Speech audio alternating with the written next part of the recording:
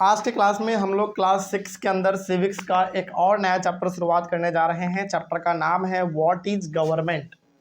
ये हमारे क्लास 6 के सिविक्स में चैप्टर नंबर 3 है। इसके पहले हम लोगों ने चैप्टर नंबर 1 और चैप्टर नंबर 2 दोनों हम लोगों ने डिस्कस कर लिया है।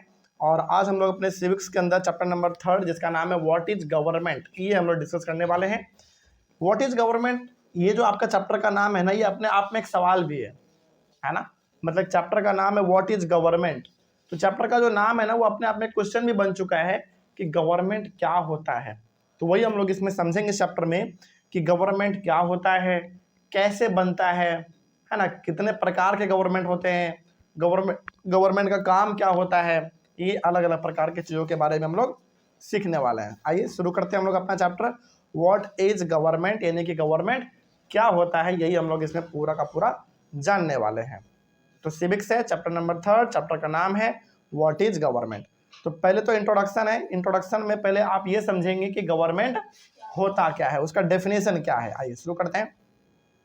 Government is an administrative organ of a region और a country that makes political decisions to run a country. इसका मतलब क्या हुआ समझिए। गवर्नमेंट जो है ना एक ऐसा चीज है जो कि आपके कंट्री को चलाने का जिम्मेदारी अपने पास रखता है। मतलब आपका कंट्री कैसे चलेगा, पुलिस कैसे काम करेगा, जज कैसे काम करेंगे, है ना, उसी प्रकार से नियम कानून कैसे बनेगा, ओवरऑल पूरा का पूरा आपका कंट्री कैसे चलेगा, यही डिसाइड कौन करता है, आपका गवर्नमेंट करता है। तो गवर्नमेंट क्या है बेसिकली, गवर्नमेंट ऐसा चीज है जो ये डिसाइड करता है, जो ये तय करेगा कि आपका कंट्री किस तरीके से आगे बढ़ेगा, कैसे चलेगा, क्या डिसीजन लेना है कि कंट्री हमारा अच्छे तरीके से आगे बढ़े, क्या ऐसा करे लोगों के लिए कि लोगों का ज़्यादा से ज़्यादा भलाई हो सके। तो इन्हीं सब चीज़ों को डिस्कस कौन करता है, इन्हीं सब चीज़ों को डील कौन करता है, गवर्नमेंट करता है। ओके, तो वही यहाँ पे लिखा हुआ है कि government is an administrative organ. Administrative organ का मतलब हुआ ये एक ऐसा चीज है जो कि एडमिनिस्ट्रेशन का काम करता है। एडमिनिस्ट्रेशन का मतलब हो गया चीजों को देखना, कहीं गलती है तो उसको सुधारना, लोगों के लिए अच्छा काम करना।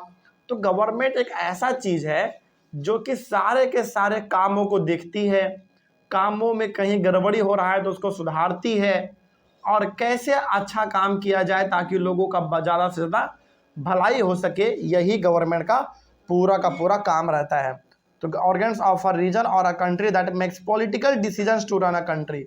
पॉलिटिकल डिसीजंस का मतलब हुआ कुछ ऐसे ऐसे निर्णय लेना, ऐसे ऐसे डिसीजंस लेना जिससे लोगों का ज़्यादा से ज़्यादा भलाई यानी कि वेलफेयर हो सके।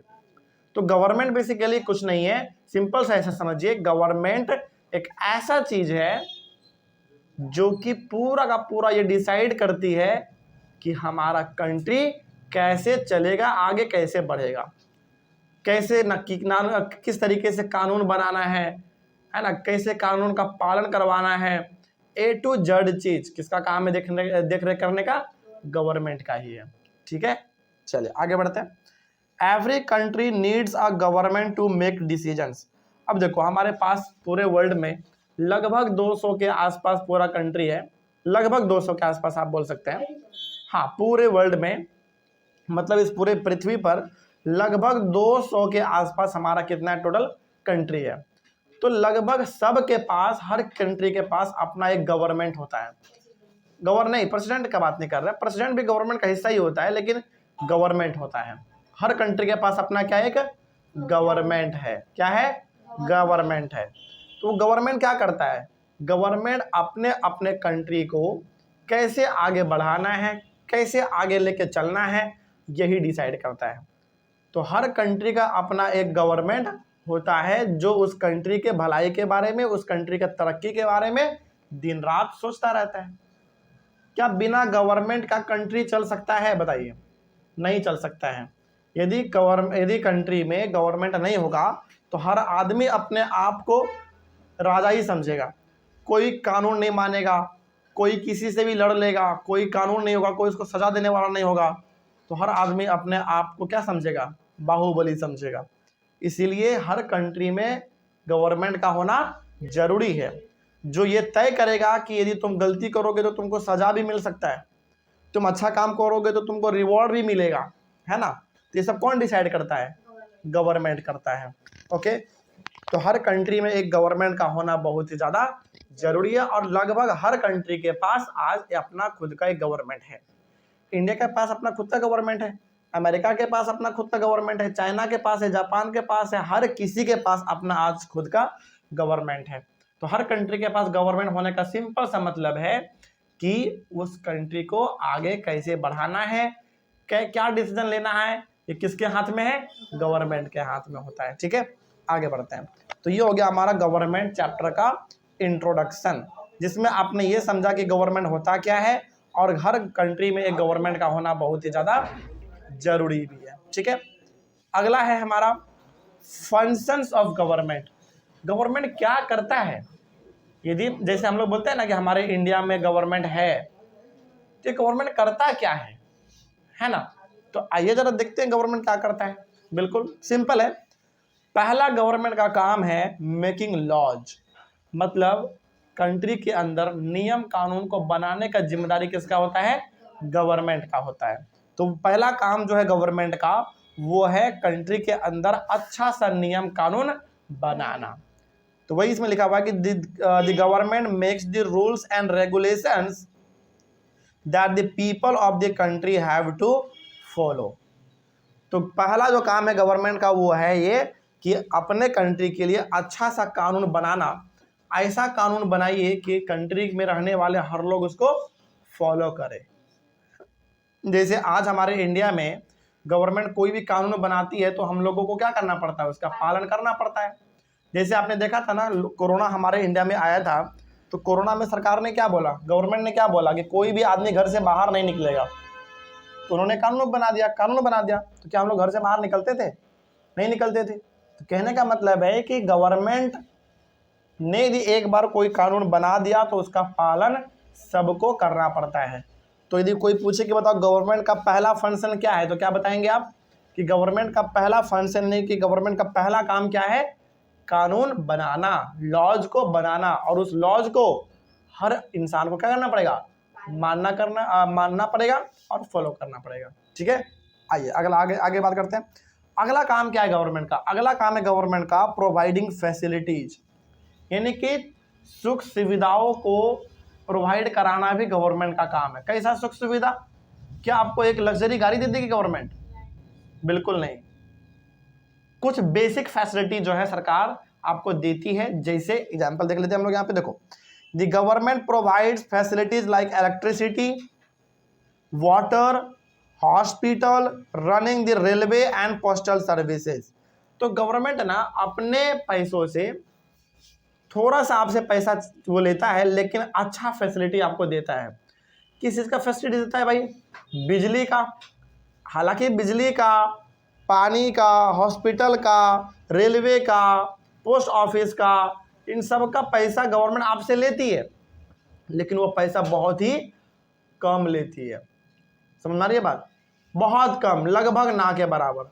क्योंकि गवर्नमेंट का मेन मोटिव क्या है? आपसे पैसा कमाना मेन मोटिव नहीं है उनका मेन मकसद आपसे पैसा कमाना नहीं है, बल्कि उनका मेन मकसद है आपको फैसिलिटी देना। ठीक है, कोई डाउट इसमें? चलिए आगे बढ़ते हैं। तो वही यहाँ पे लिखा हुआ है कि the government provides facilities like electricity, water, hospital, running the railway and postal services. तो आपके घरों में बिजली आ सके, आपके मोहल्ले तक पानी पहुँच सके, यदि आप बीमार पड़े तो सरकारी अस्पताल में, सरकारी हॉस्पिटल में आप जाके कम पैसे में इलाज करवा पाएँ। कहीं आपको जाना हो तो आप रेलवे पे, यानी कि रेलगाड़ी पे बैठ के आप जा पाएँ। कहीं पे कोई पोस्ट, कोई चिट्ठी उट्ठी भेजना हो तो आप उसको पोस्ट कर सकते हैं, है कि नहीं? तो ये कुछ ऐसे बेसिक फैसिलिटी हैं जो गवर्नमेंट आपको देती है। जैसे सरकारी रेलवे हमारे पास है, आराम से आप टिकट कटाइए, आराम से चले जाइए। उसी प्रकार से सरकारी हॉस्पिटल है, सरकारी स्कूल है, सरकारी कॉलेज है। ये सब क्यों बनाया गया सरकार के द्वारा? ताकि सरकार अपने तरफ से हमारे कंट्री के लोगों को बेसिक फैसिलिटी दे सके। समझ में आ रही है बात। जैसे आप देखते होंगे कि सरकारी हॉस्पिटल है हमारे यहाँ, सरकारी कॉलेज है, सरकारी स्कूल है, फिर से रेलवे है, इलेक्ट्रिसिटी है, ये सब इतना कम दाम में क्यों दे रही है सरकार आपको? गवर्नमेंट आपको इतने कम दाम में ये सब चीज़ क्यों दे रही है? ताकि आपको बेसिक फैसिलिटी मिल सके और आप अपना जीवन बेहतर तरीके से जी पाएँ। तो गवर्नमेंट का मेन मोटिव, मेन मकसद जो होता है ना, आपसे प्रॉफिट कमाना नहीं है। उनका मेन मोटिव क्या है कि आपसे थोड़ा सा पैसा लिया जाए, थोड़ा सा, और उसी थोड़े से पैसे में बेहतर फैसिलिटी आपको दिया जाए। ठीक है, आइए और आगे बढ़ते हैं। तो पहला काम गवर्नमेंट का है लॉ बनाना, कानून बनाना। दूसरा काम है आपको फैसिलिटी प्रोवाइड कराना, यानी कि आपको बेसिक फैसिलिटी देना। थर्ड काम क्या है गवर्नमेंट का? Taking action on social issues. जो समाज में यदि कुछ बुराई है, समाज में यदि कुछ खराबी है, तो उस बुराई को, उस खराबी को दूर करने का भी काम किसका है? गवर्नमेंट का। ये जैसे समझते हैं क्या लिखा हुआ है इसमें, the government take action on various social issues like poverty, education, health and ensure that citizens have enough food to eat. अब इसका मतलब क्या हुआ समझिए। मान लीजिए आपके सोसाइटी में गरीबी बहुत ज़्यादा है, सोसाइटी छोड़िए, अपने कंट्री का बात करते हैं, मतलब कि यहाँ पे बहुत सारे ऐसे लोग हैं जो कि गरीब हैं, इतने गरीब हैं कि वो 2 वक्त का रोटी भी नहीं खा पा रहे। तो बताइए, उनको खाना देना किसका काम होगा? सरकार का काम है। समझ आ रही है बात? तो समाज में ना, यानी कि हमारे आसपास कुछ ऐसे ऐसे खराबी है, ऐसे ऐसे बुराई है, जिसको ख़त्म करने का भी काम सरकार का ही है। जैसे गरीबी, आज भी इंडिया में बहुत सारे ऐसे लोग हैं जिनको 2 वक्त का रोटी तक नहीं मिल पाता है। तो सरकार उनके भलाई के लिए क्या किया है सरकार ने? उन्हें, आपको पता होगा, सरकार ने उनके भलाई के लिए राशन कार्ड बनवाया है, और राशन कार्ड से वो राशन के दुकान पे जाता है, बहुत ही कम पैसे में उसको अनाज मिल जाता है।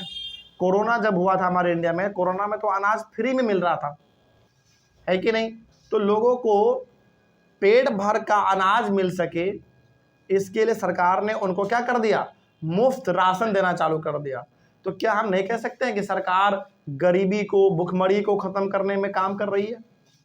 बिल्कुल कह सकते हैं भाई। तो हमारे आसपास, हमारे समाज में जो छोटे मोटे बुराई हैं, जो खराबी है, उसको दूर करने का काम किसका है? गवर्नमेंट का, यानी कि सरकार का ही है। जैसे पहला एग्जाम्पल गरीबी, हमारे समाज में, हमारे कंट्री में इतने कुछ ऐसे लोग हैं जो कि इतने गरीब हैं कि उनको 2 वक्त का रोटी नहीं मिल पा रहा। तो सरकार ने उनको रोटी, मतलब उनको भी रोटी मिल सके, उनके लिए सरकार ने क्या किया? उनके लिए मुफ्त राशन दे दिया उनको, है ना? और बहुत सारे ऐसे भी लोग हैं जो कि पढ़ नहीं पाते हैं। क्यों? क्योंकि प्राइवेट स्कूल में पैसा बहुत लगता है। तो सरकार ने क्या किया उनके भलाई के लिए? सरकारी स्कूल खोल दिया। बोला कोई बात नहीं, आप अपने बच्चों को प्राइवेट स्कूल में नहीं पढ़ा रहे हैं तो कम से कम सरकारी स्कूल में तो पढ़ाइए। तो सरकार ने उनके भलाई के लिए सरकारी स्कूल खोल दिया। उसी प्रकार से बहुत सारे ऐसे लोग हैं जो अपना इलाज प्राइवेट हॉस्पिटल में नहीं करवा पाते। क्यों?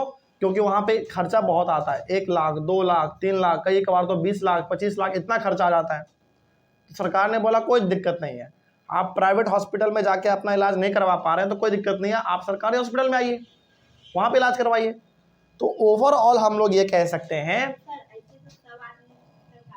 नहीं, बिल्कुल नहीं। अब देखो, जो पैसा वाला आदमी है, जो बहुत ज़्यादा सक्षम है, तो वो सरकारी में कभी जाएगा नहीं। वो कहाँ जाता है? जनरली प्राइवेट में जाता है। लेकिन जो आदमी गरीब है, जो मिडिल क्लास आदमी है, या फिर जो मिडिल क्लास से भी नीचे है, तो वो कहाँ जाएगा? ऑब्वियस सी बात है, सरकारी में जाएगा, क्योंकि वहाँ पे पैसा कम लगता है और इलाज जल्दी हो जाता है। ठीक है ना? तो हम लोग यहाँ पे कह सकते हैं कि हमारे समाज में जो कुछ खराबी है, जो कुछ बुराई है, जो कि हर इंसान नहीं उसको प्राप्त कर पा रहा है, उसके लिए सरकार ने अपने तरफ से फैसिलिटीज को दे दिया। आप नहीं पढ़ा पा रहे तो सरकारी स्कूल में पढ़ाइए, आप नहीं इलाज करवा पा रहे तो सरकारी अस्पताल में इलाज करवाइए, है ना? आपके पास खाने को अनाज नहीं है तो सरकारी राशन दुकान पे जाइए, वहाँ से अनाज उठा लीजिए। क्या? तो सरकार अपने लेवल पे बहुत अच्छा काम करती है। अगला है प्रोटेक्ट द पीपल। और क्या करती है गवर्नमेंट? और जो है गवर्नमेंट हम लोगों को प्रोटेक्ट करती है, यानी कि हम लोगों को बचाने का काम करती है। कैसे भाई? देखो, the government protect the boundaries of the country from enemies and ensure that people live safely. जैसे हमारे इंडिया के बॉर्डर पे हमारे इंडियन आर्मी दिन रात लगे रहते हैं गन लेके। क्यों? इसलिए ताकि हम लोग रात में चैन का नींद से सो सके। यदि हमारे इंडिया के बॉर्डर पे हमारे इंडियन आर्मी नहीं रहेंगे ना, तो दुश्मन कभी भी हमारे इंडिया में घुस जाएगा और लोगों को मारना चालू कर देगा, हमला कर देगा, हमारे कंट्री को जीत लेगा। तो गवर्नमेंट का काम क्या है? और गवर्नमेंट का काम क्या है कि हमारे इंडियन आर्मी को वो दिन रात बोले रहते हैं कि आपको बंदूक लेके 24 घंटा बॉर्डर पे खड़ा रहना है, ताकि कोई भी उधर से इधर ना आ सके। समझ में आ रही है बात? तो हम लोगों को सुरक्षा देना, हम लोगों को बचा के रखना हमारे दुश्मनों से, ये भी काम किसका है? गवर्नमेंट का ही है। जैसे हमारा सबसे बड़ा दुश्मन कौन है? पाकिस्तान। तो यदि हमारे इंडिया और पाकिस्तान के बॉर्डर पे हमारे इंडियन आर्मी नहीं होंगे, तो वो तो ऑब्वियस ही बात है, आराम से हमारे इंडिया में घुस जाएगा और लोगों को मार के चला जाएगा, है कि नहीं?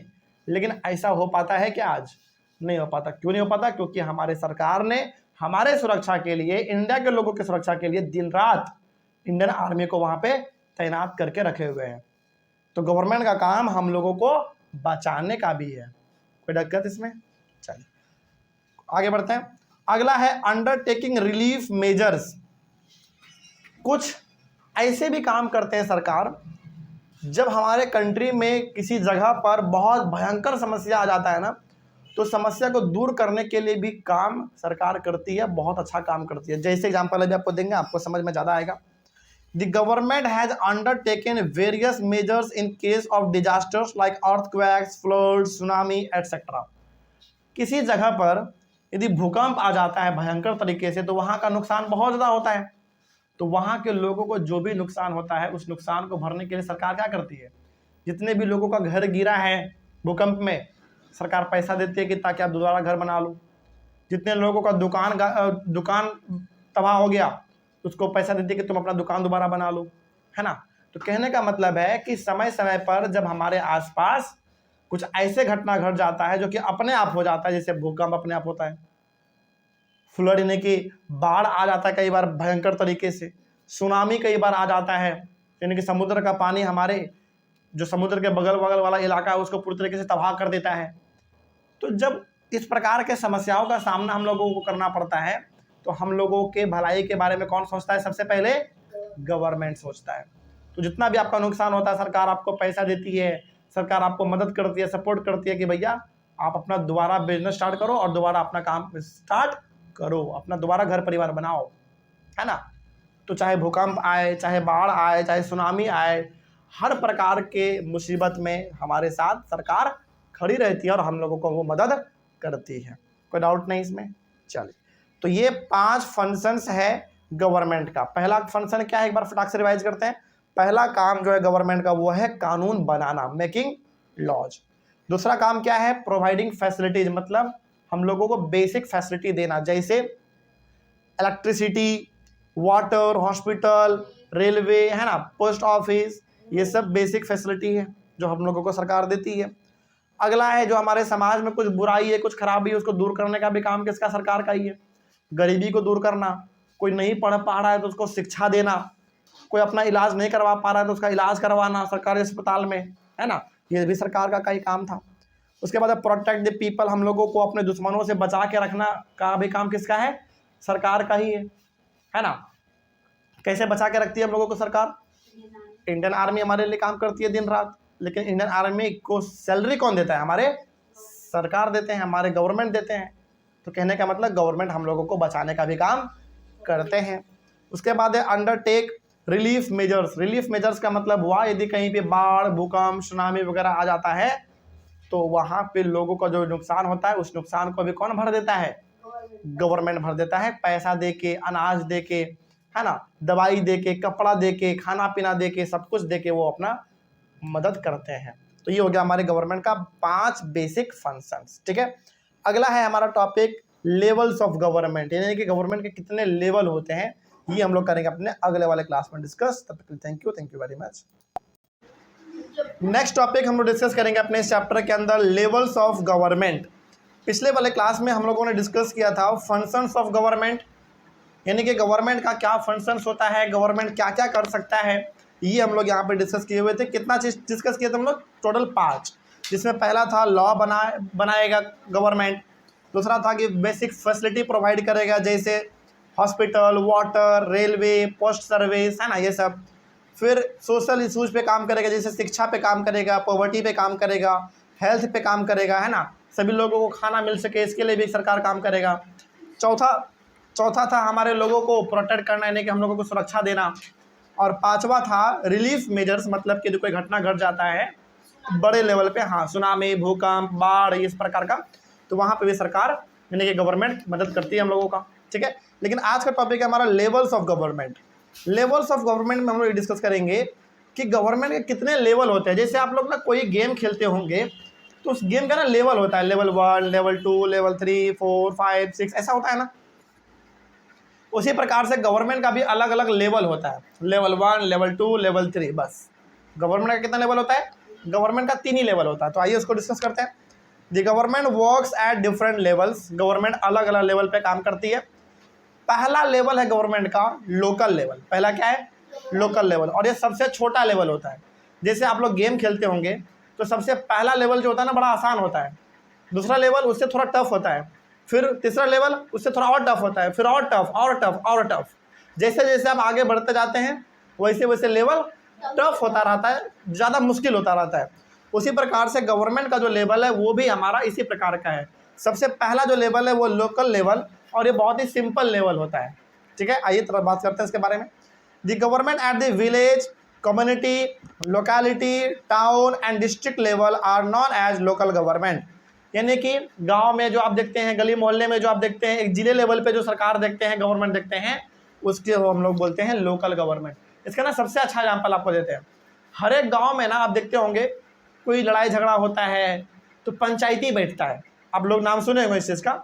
मतलब कि किसी गांव में 2 आदमी आपस में लड़ लिया, ज़मीन को लेकर झगड़ा हो गया या फिर किसी और चीज़ को लेकर झगड़ा हो गया, तो वो लोग लड़ते हैं ना, तो सबसे पहले उनका सुनवाई कहाँ होता है? गाँव के ही अंदर हो जाता है, वो भी पंचायती में, है कि नहीं। गांव के कुछ बड़े बुजुर्ग लोग बैठते हैं और उनका डिसीजन वहीं पे ले लिया जाता है। तो ये जो छोटे लेवल पे गवर्नमेंट काम कर रही है ना, इसी को हम लोग बोलते हैं लोकल लेवल। कोई दिक्कत इसमें? तो ये सबसे छोटा लेवल होता है और इसका काम भी बहुत कम होता है।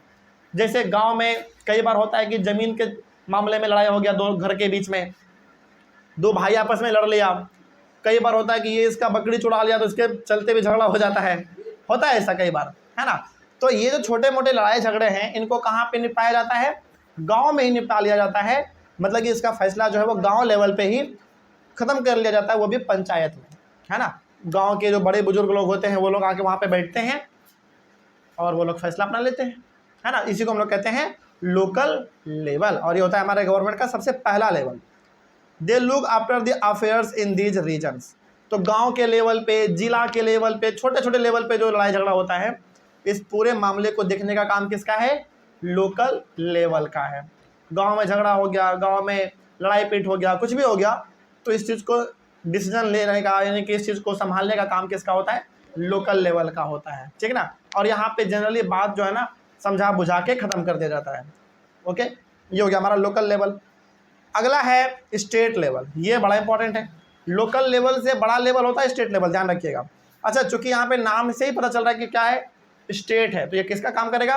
पूरे स्टेट का काम करेगा। जैसे आपका बिहार एक स्टेट है, उत्तर प्रदेश एक स्टेट है, मध्य प्रदेश एक स्टेट है, राजस्थान, हरियाणा, गुजरात, पंजाब, है ना, हिमाचल प्रदेश, उत्तराखंड, ये सब क्या है? हमारा स्टेट है। तो हर स्टेट में अपना खुद का गवर्नमेंट होता है, उसको हम लोग कहते हैं स्टेट लेवल। ओके, तो वही इसमें लिखा हुआ है, it is higher level than local level. ये जो है लोकल लेवल से क्या होता है? बड़ा होता है, हाई होता है, ऊंचा होता है। It covers an entire state like Bihar, Haryana, Assam etcetera. तो स्टेट गवर्नमेंट का काम होता है पूरे स्टेट के अंदर जो भी प्रॉब्लम है उसको सॉल्व करना। तो लोकल लेवल का काम क्या होगा? केवल गांव लेवल पे जो समस्या है ना, गांव में हो गया, गली मोहल्ले में हो गया, उसके समस्याओं को दूर करने का काम किसका है? लोकल लेवल का। लेकिन जो पूरे स्टेट में जो समस्या होगा, पूरे स्टेट में, वो होगा स्टेट लेवल का संभालने का काम होगा। जैसे हमारा बिहार, हरियाणा, असम, पंजाब, ये सब क्या है? अलग अलग स्टेट है।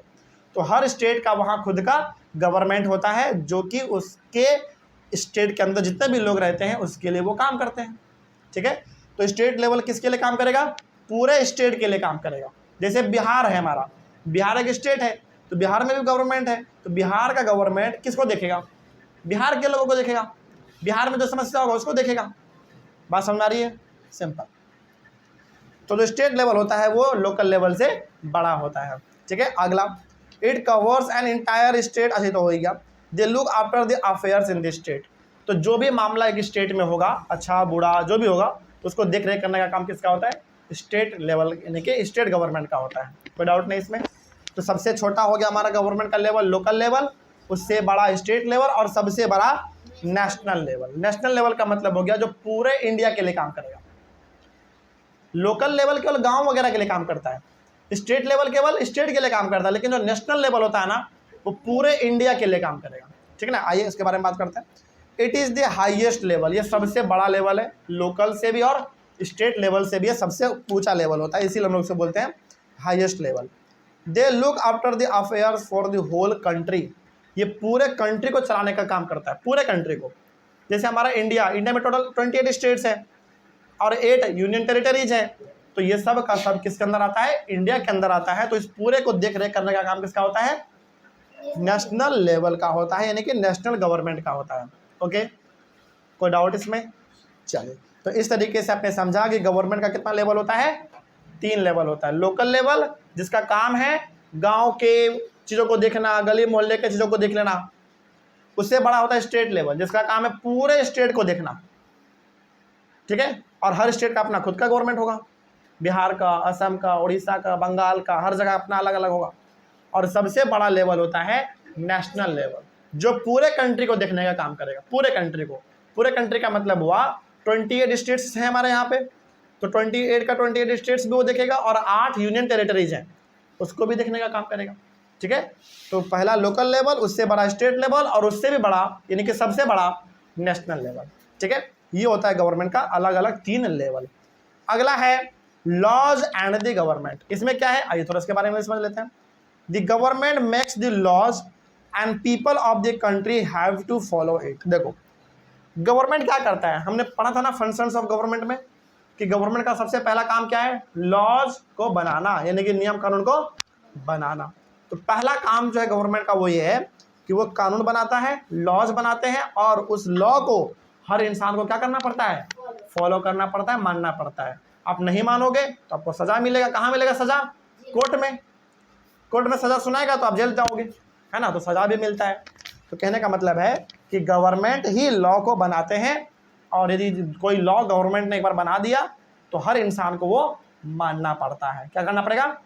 मानना पड़ेगा। ठीक है, आइए आगे बढ़ते हैं। Laws need to be enforced for proper functioning of the government. अब देखो एक बात बताइए, क्या लॉ को केवल बना देना ही बहुत बड़ा बात है?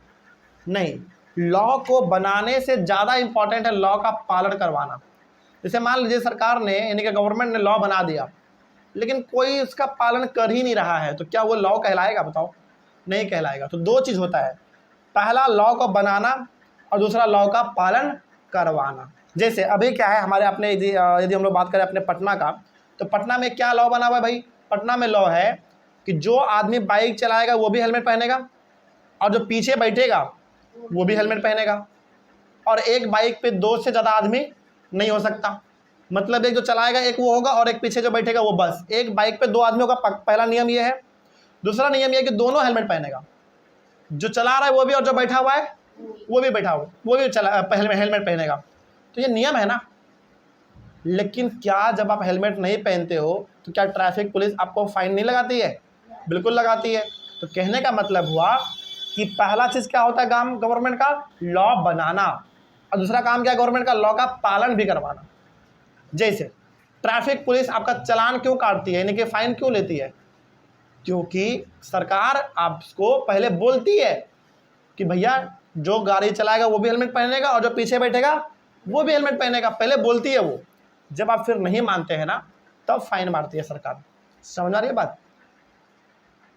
तो नियम बनाएगा कौन? सरकार। पालन करवाएगा कौन? सरकार। कोई दिक्कत? समझ में आ रही है बात? तो नियम बनाना केवल बड़ी बात नहीं है, उसका पालन करवाना भी बड़ी बात है। जैसे मान लीजिए नियम ये निकला हुआ है कि जो बाइक चलाएगा वो भी हेलमेट पहनेगा और जो पीछे बैठेगा वो भी हेलमेट पहनेगा, मान लो ये नियम है और कोई इसका पालन कर ही नहीं रहा है, तो क्या वो नियम किसी काम का है? बिल्कुल भी नहीं।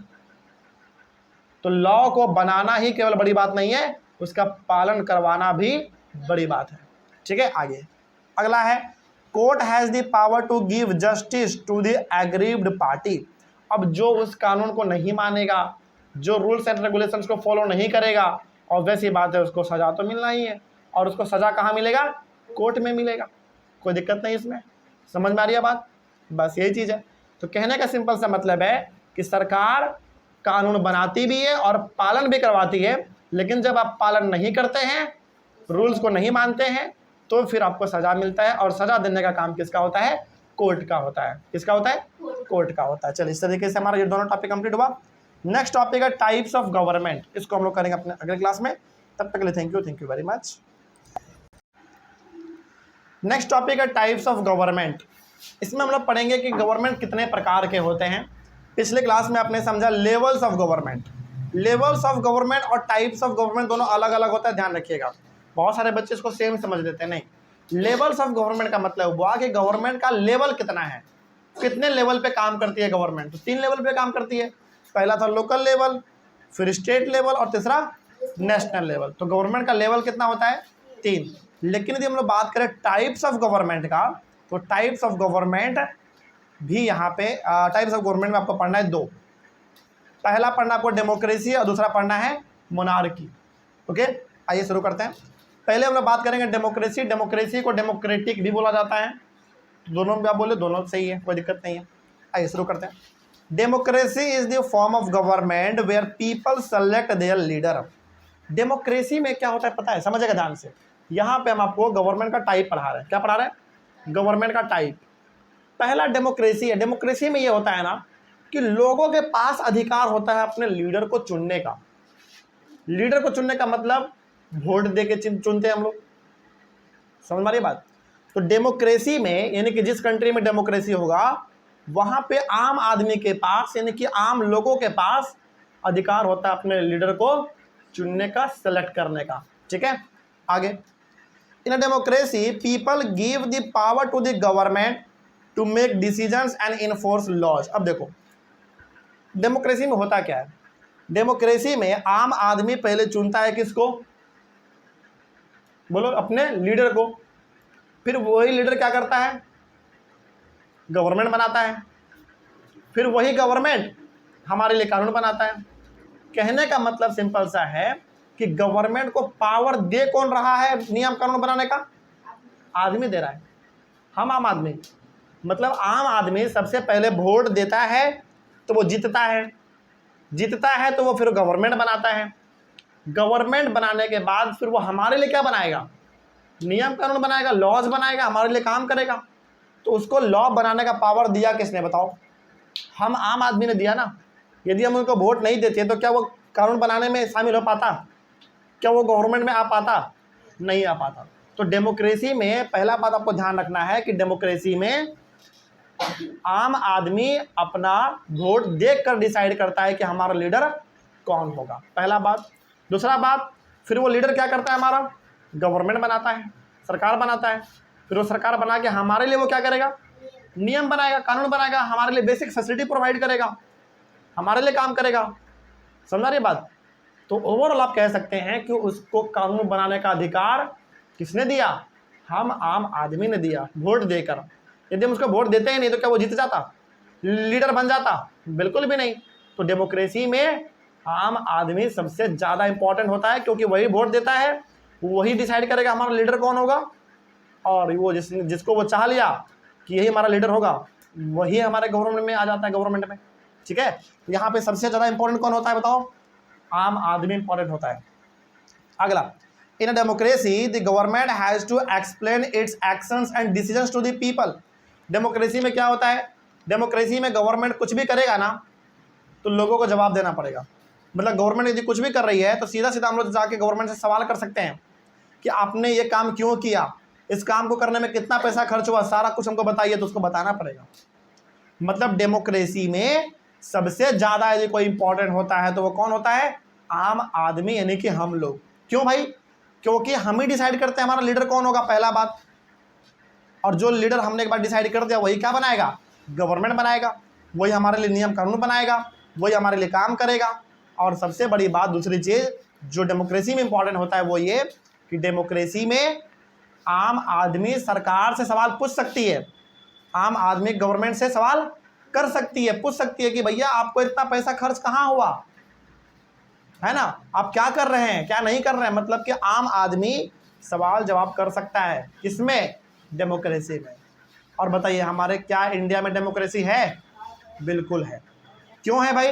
क्योंकि इंडिया में वोटिंग होता है, आपको पता है, चुनाव होता है, इलेक्शन होता है, तो हम लोग वोट देते हैं और हम लोग सीधा सीधा सवाल पूछ सकते हैं गवर्नमेंट से कि आप क्या कर रहे हैं, कितना पैसा कहाँ खर्चा हुआ है ना, ये सब हम लोग पूछ सकते हैं। तो इंडिया में हमारा डेमोक्रेसी है। यदि डेमोक्रेसी का एग्जाम्पल पूछे तब क्या दोगे? इंडिया दे देना। बहुत सारे कंट्री है, लेकिन सबसे पहला आपके मुंह से क्या निकलना चाहिए एग्जाम्पल डेमोक्रेसी का? इंडिया। ओके, आइए अगला है मोनार्की। इसमें क्या होता है समझिए ध्यान से। In this form of government there is a king और a queen who is the head of the government. Monarchy में क्या होता है पता है?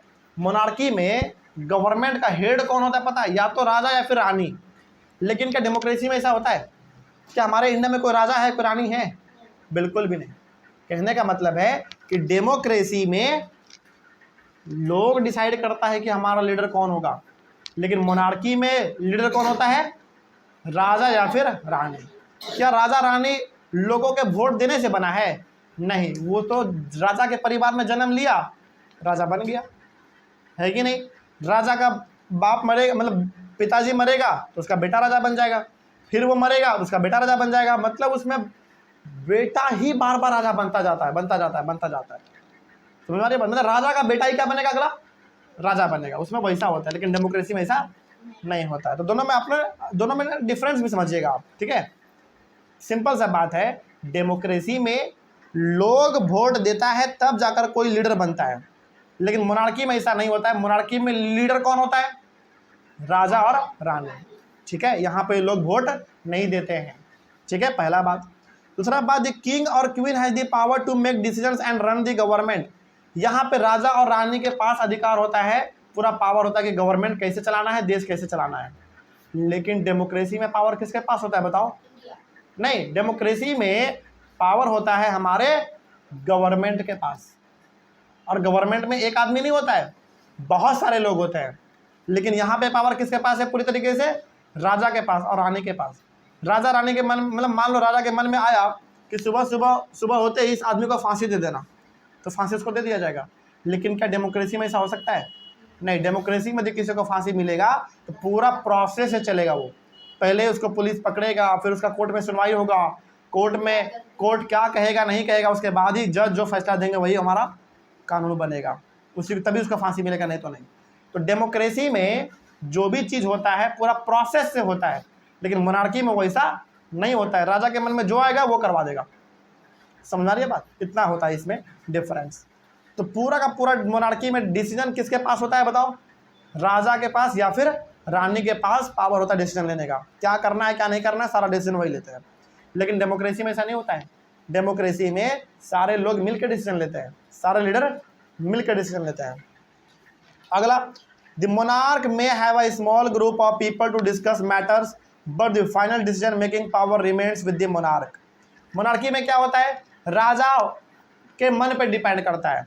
मतलब मान लीजिए राजा को कोई कानून बनाना है तो उसके मन पे डिपेंड करता है कि लोगों से डिस्कस करना है कि नहीं करना है।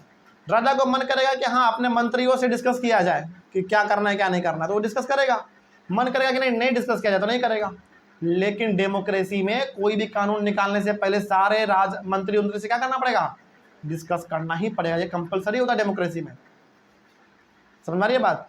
तो डेमोक्रेसी में कोई भी डिसीजन लिया जाएगा, कोई भी लॉ वगैरह बनाया जाएगा तो सारे लोगों से, लीडर मंत्री वगैरह सभी से पूछा जाता है, सबसे राय विचार लिया जाता है। लेकिन मोनार्की में ऐसा नहीं होता है। मोनार्की में जो राजा के मन में आ गया वही उसका डिसीजन फाइनल हो गया, है ना? ऐसा होता है। अगला, इन अ मोनार्की किंग्स और queens do not explain its actions and decisions to the people. क्या लगता है आपको, मोनार्की में राजा या फिर रानी जो डिसीजन लेगा लोगों को जाके बताएगा हमने ये डिसीजन क्यों लिया?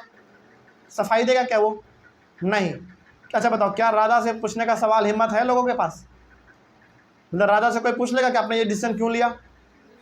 नहीं पूछ ले पाएगा। यदि पूछ भी लिया ना तो उसको फांसी पर लटका देगा, सीधा गोली मरवा देगा, बोलेगा तुम हमसे पूछ कैसे रहा है। समझ आ रही बात? तो जितना सारा अधिकार आपको डेमोक्रेसी में मिलता है उतना अधिकार मोनार्की में नहीं होता है। तो यदि कोई बोले कि बताओ डेमोक्रेसी और मोनार्की में क्या डिफरेंस है, तो पहला डिफरेंस बताइएगा कि डेमोक्रेसी में हम लोग अपने लीडर को वोट देकर चुनते हैं, मोनार्की में हम लोग राजा रानी को नहीं चुनते हैं, वो अपने आप बन जाता है। क्यों? क्योंकि वो राजा के परिवार में जन्म लिया तो अगला राजा कौन बनेगा? उसका बेटा बन जाएगा, है ना। तो मोनार्की में वोट हम लोग नहीं देते हैं, डेमोक्रेसी में वोट देते हैं। पहला डिफरेंस हुआ। दूसरा डिफरेंस कि मोनार्की में राजा कोई डिसीजन लेगा तो किसी से पूछेगा नहीं, वो उसके मन पर डिपेंड करता है। मन करेगा तो मंत्रियों से पूछेगा, नहीं मन करेगा तो मंत्री से नहीं पूछेगा। लेकिन डेमोक्रेसी में कोई डिसीजन लेना होगा तो वहां पे मंत्रियों से पूछना ही पड़ेगा कि भैया हम ये डिसीजन ले रहे हैं, आप खुश हैं कि नहीं है, आपका क्या इसके ऊपर विचार है, तो वहां पे पूछना पड़ता है। ये दूसरा डिफरेंस हुआ। तीसरा डिफरेंस क्या है? तीसरा डिफरेंस यहाँ पे ये है कि डेमोक्रेसी में आप सरकार से सवाल कर सकते हैं कि आपने ये डिसीजन क्यों लिया, कितना पैसा खर्च हुआ, आपका पैसा कहाँ गया, क्या कर रहे हैं क्या नहीं कर रहे हैं। लेकिन राजा या फिर रानी यानी कि मोनार्की में आप कोई सवाल जवाब नहीं कर सकते हैं। सवाल जवाब करोगे ना तो आपको मार दिया जाएगा, सीधा बोलेगा कि तुम सवाल पूछने वाले होते कौन हो, है ना। लेकिन डेमोक्रेसी में ऐसा नहीं है। डेमोक्रेसी में आप सरकार से एक बार नहीं बल्कि 1000 बार सवाल पूछ सकते हैं। कोई दिक्कत जल्दी बताइए। उसके बाद एक और डिफरेंस बताओ जरा, मेजर डिफरेंस। मेजर डिफरेंस ये है कि डेमोक्रेसी में जो किसी को सजा मिलेगा तो पूरा प्रोसेस से मिलेगा। पहले पुलिस पकड़ेगा, कोर्ट में सुनवाई होगा, जज साहब जो फैसला देंगे फिर उसको सजा मिलेगा। लेकिन मोनार्की में ऐसा नहीं होता है। मोनार्की में सीधा पकड़ेगा, राजा बोल देगा इसको छोड़ दो तो छोड़ दिया जाएगा, बोल देगा मार दो तो मार दिया जाएगा, सिंपल। वहाँ पे उतना ज़्यादा सुनवाई नहीं होता है, सीधा काम चलता है वहाँ पे। ठीक है, तो ये हो गया मोनार्की और डेमोक्रेसी में अलग अलग डिफरेंस। तो बताइए ज़्यादा बेहतर गवर्नमेंट कौन सा है? बस डेमोक्रेसी। ज़्यादा बेहतर कौन सा है? डेमोक्रेसी, क्योंकि डेमोक्रेसी में आपको बहुत सारे अधिकार मिलते हैं, मोनार्की में वैसा अधिकार नहीं मिलता है। चलिए आइए, अगला है हमारा डेमोक्रेटिक गवर्नमेंट्स। लास्ट टॉपिक है, इसको भी खत्म कर देते हैं, चैप्टर हमारा खत्म हो जाएगा। In India there is democracy. India में क्या है बताओ? इंडिया में डेमोक्रेसी है या मोनार्की है? ऑब्वियसली बात है डेमोक्रेसी है। इंडिया में डेमोक्रेसी है। The main feature of a democracy is that people have the power to elect their leaders. तो डेमोक्रेसी में सबसे बड़ा पावर क्या है? आम आदमी के पास सबसे बड़ा पावर है आम आदमी के पास डेमोक्रेसी में, कि उसके पास अधिकार होता है अपने लीडर को चुनने का, वोट देकर। तो डेमोक्रेसी में जो सबसे बड़ा पावर होता है आम आदमी के पास वो होता है अपने लीडर को वोट देकर चुनने का। लेकिन मोनार्की में ऐसा कुछ है क्या? बिल्कुल भी नहीं। आगे बढ़ते हैं। In representative democracies people do not participate directly but choose there representatives through an election process. मतलब डेमोक्रेसी में हम लोग सीधा गवर्नमेंट में नहीं जाते हैं। हम लोग कैसे करते हैं? हम लोग पहले अपने लीडर को चुनते हैं। हम लोग पहले किसको चुनते हैं? लीडर को। फिर वो हमारा लीडर किस में जाता है? गवर्नमेंट का हिस्सा बनता है, फिर वो हमारे लिए काम करता है। मतलब आम आदमी सीधा गवर्नमेंट का हिस्सा नहीं बन सकता है, तो फिर वो क्या करता है? मतलब यदि आम आदमी सीधा गवर्नमेंट का हिस्सा नहीं बन सकता तो फिर वो करता क्या है? आम आदमी पहले अपने लीडर को वोट देकर जिताता है, पहले वोट देकर अपने लीडर को वो चुनता है, तब जाकर उसका लीडर गवर्नमेंट का हिस्सा बनता है। तो यदि आपसे कोई सवाल पूछे कि बताओ क्या आम आदमी यानी कि हम लोग सरकार का हिस्सा सीधा सीधा बन सकते हैं क्या? गवर्नमेंट का सीधा सीधा हिस्सा बन सकते हैं क्या? नहीं। तो फिर हम लोग क्या करते हैं? फिर हम लोग पहले अपने लीडर को चुनते हैं वोट देकर, और फिर वो लीडर हमारे लिए काम करता है सरकार में जाके, गवर्नमेंट में जाके। ठीक है, इस बात को ध्यान में रखिएगा। तो आम आदमी सीधा गवर्नमेंट में नहीं जा सकता, वो किसके थ्रू जाता है? लीडर के थ्रू। मतलब कि वो पहले लीडर को चुनेगा, फिर उसके बाद वो जाके अपना काम करेगा। ठीक है, आगे बढ़ते हैं। These representatives meet and make decisions for the entire population। और जिस लीडर को हमने चुना है उसको हम लोग रिप्रेजेंटेटिव भी बोलते हैं। जो हमारा लीडर होता है ना उसको हम लोग रिप्रेजेंटेटिव भी बोलते हैं, तो वो हमारे लिए काम करेगा, आपस में वो मिलेगा, क्या कब डिसीजन लेना है, क्या क्या करना है, क्या नहीं करना है, सब वही डिसाइड करता है हमारे लिए। ठीक है, चलिए आगे। कहने का सिंपल सा मतलब है कि हमारे इंडिया का इतना सारा पॉपुलेशन है 140 करोड़, तो क्या हम सब का सब गवर्नमेंट में जा सकते हैं क्या? गवर्नमेंट का हिस्सा बन सकते हैं क्या? नहीं। तो हम लोग क्या करते हैं, फिर अपने लीडर को चुनते हैं कि भैया हमारे लिए काम ये करेगा, हमारे लिए बात ये करेगा। तो हमारे लीडर हमारे लिए काम करता है, तो लीडर हमारे लिए क्या करेगा? कानून बनाएगा, हमारे भलाई के लिए काम करेगा, हमको बेसिक फैसिलिटी प्रोवाइड करेगा, गरीबी दूर करेगा, है ना, रोजगार देगा, ये सब काम करता है वो। अगला, there was a time when government did not allow women, poor and the uneducated to participate in election. देखो एक समय था हमारे इंडिया में जब महिलाओं को, गरीब लोगों को और जो पढ़े लिखे लोग नहीं थे उनको गवर्नमेंट का हिस्सा नहीं बनने दिया जाता था। मतलब उनको चुनाव लड़ने नहीं दिया जाता था, इलेक्शन लड़ने उसको नहीं दिया जाता था। लेकिन आज के समय में चाहे आप महिला हो या पुरुष हो, कोई फ़र्क नहीं पड़ेगा। आप गरीब हैं या अमीर हैं, उससे कोई फ़र्क नहीं पड़ेगा। आप पढ़े लिखे हैं या पढ़े लिखे नहीं हैं, उससे कोई फ़र्क नहीं पड़ेगा। आप चुनाव लड़ सकते हैं, मतलब कि आप इलेक्शन लड़ सकते हैं। कोई डाउट इसमें? अगला है हमारा सबसे important term, meaning of universal adult franchise, short में इसको हम लोग बोलते हैं UAF। क्या है ये? देखो, universal adult franchise means that all adults in the country are allowed to vote. Universal adult franchise का मतलब होता है इंडिया में रहने वाला वो हर इंसान, चाहे वो लड़का हो या लड़की हो, जिनका उम्र 18 साल हो चुका है या फिर 18 से ज़्यादा हो चुका है, वो वोट दे सकता है। चाहे वो गरीब है अमीर है, कोई फ़र्क नहीं पड़ेगा। काला है गोरा है, कोई फ़र्क नहीं पड़ेगा।